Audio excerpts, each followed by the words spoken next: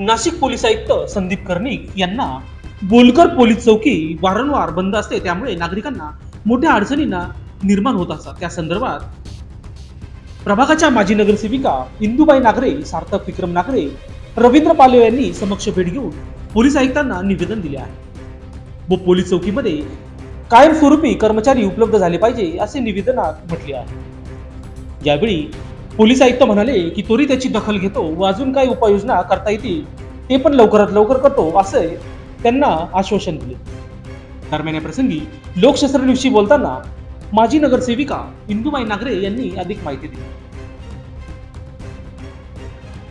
बोलकर पोलीस चौकी 2 दिवस झाले खूप तिडं भाजी विकणाऱ्याला मारल्यानंतर तिडं कोणीच नव्हतं।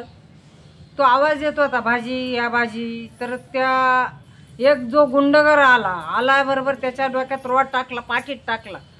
त्याने बोरत जोरात आवाज दिला, महिला जमा झाल्या तर दशकनं त्याच्या हातावर पण मारला। हातावर मारल्यावर 5-25 महिला जमा झाल्या।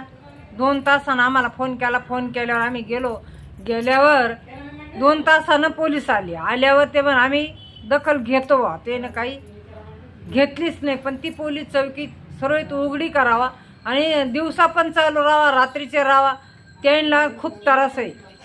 तवळके पोरं तिथे दारू पेड राहत्या, दारू पिऊन आणि 11-12च्या मुलं आणि त्यांच्याशी छेडछाड होती, मुलीला होती, बायाला होती असं त्यानं मला सांगितल्याबरोबर मी आयुक्ताला जाऊन भेटले, पत्र दिलं, ते म्हणून आम्ही दखल घेतोय।